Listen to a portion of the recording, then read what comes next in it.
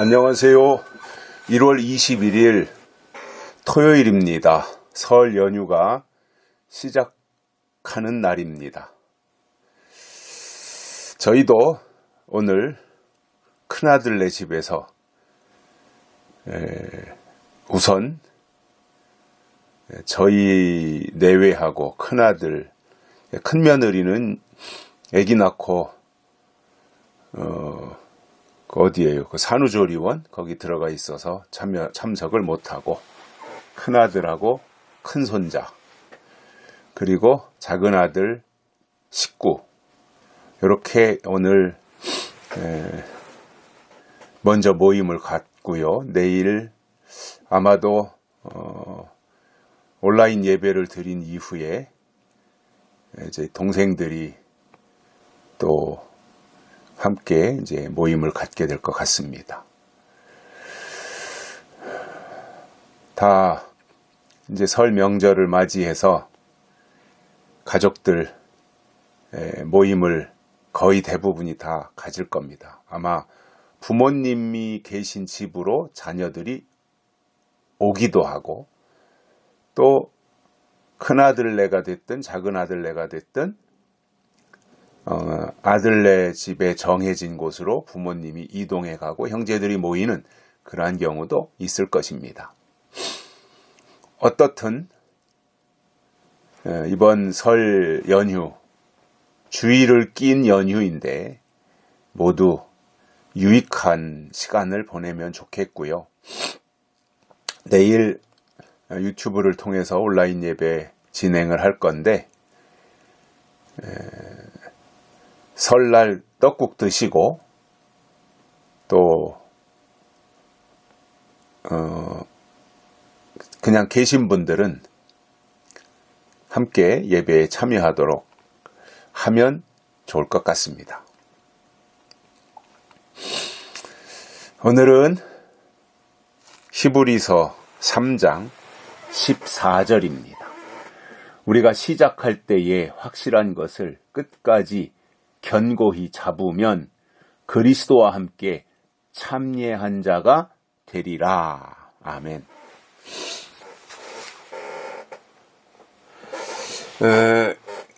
지금 우리가 이제 1년 12달 중에 1월달 연초를 지나고 살고 있습니다.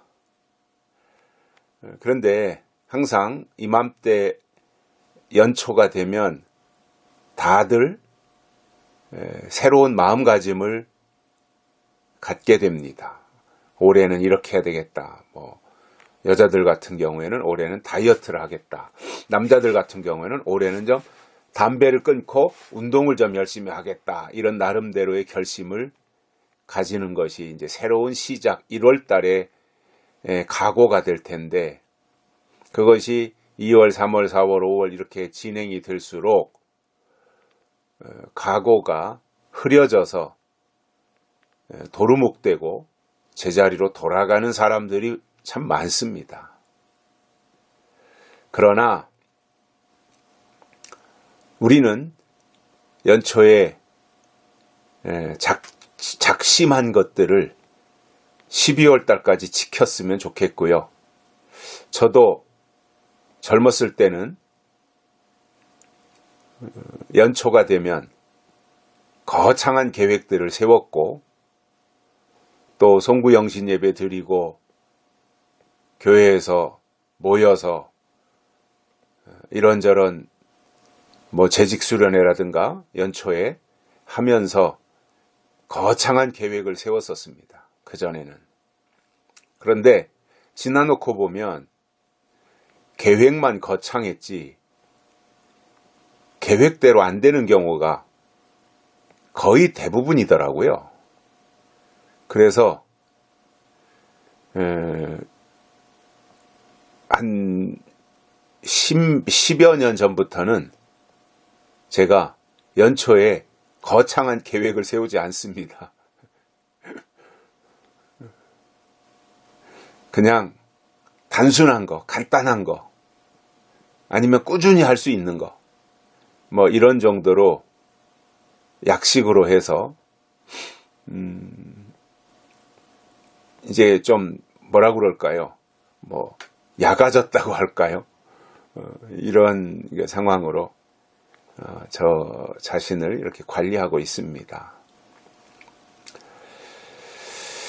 그런데 오늘 말씀에서도 보면 히브리서 기자가 우리가 시작할 때의 확실한 것을 끝까지 견고히 잡으면 이렇게 말씀합니다.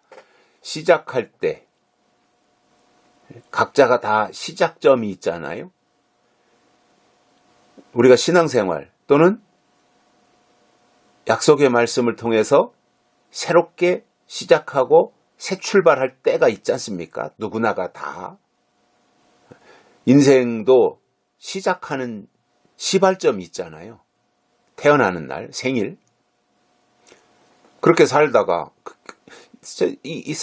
우리 인생이라고 하는 것이 계속해서 새로운 시작의 어떠한 반복 내지는 연속인 것 같아요.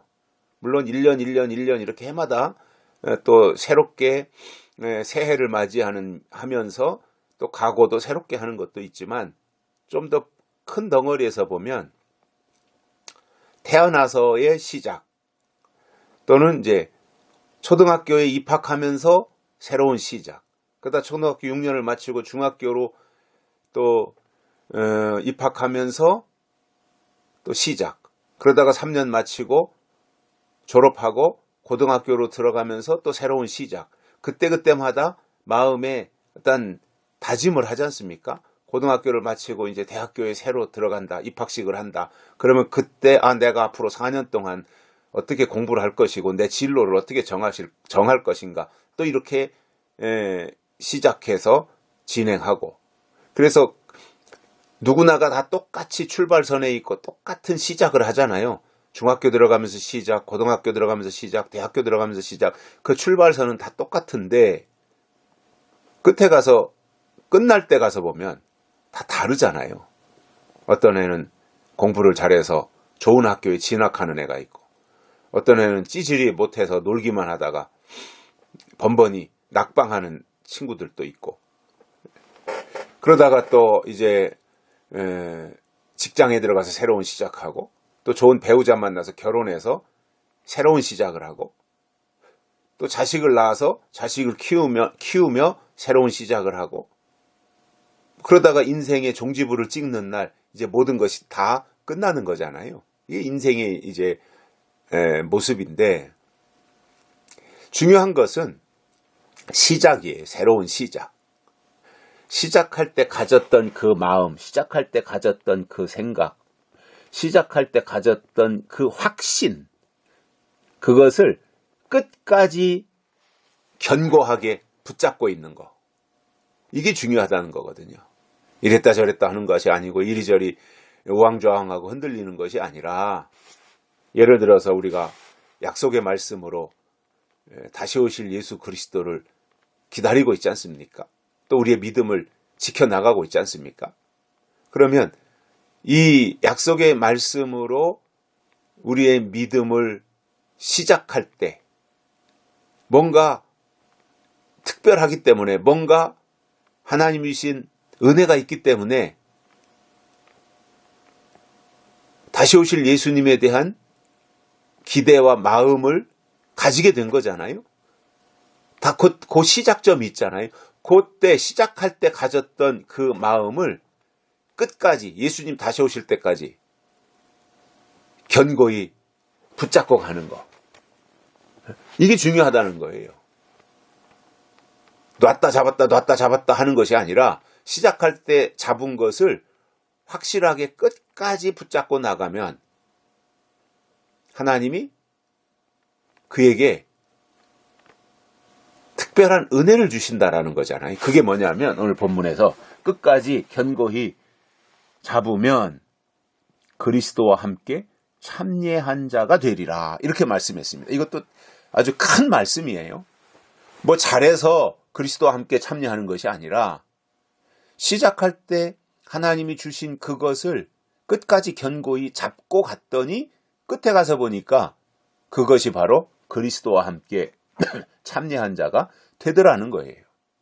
그래서 사람들은 보면 뭔가 거창한 거, 뭔가 화려한 거, 뭔가 멋진 거, 이런 것을 하려고 노력을 하는데, 신앙은 그것이 아니라 멋지고 근사한 거, 이것보다 더 중요한 것이 뭐냐면, 시작할 때 하나님이 주신 그 마음을 끝까지 견고히 붙잡고 가는 것이 중요하고, 그렇게 하면 그는 그리스도와 함께 참여하는 자가 된다라는 말씀을 해주시는 거예요.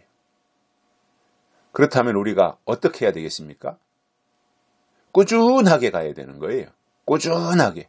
신앙생활이라고 하는 것은 꾸준하게 가는 거예요.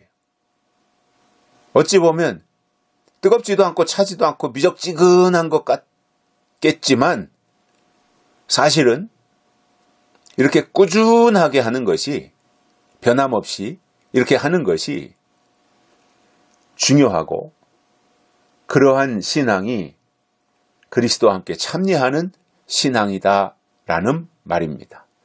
여기까지 하겠습니다. 고맙습니다.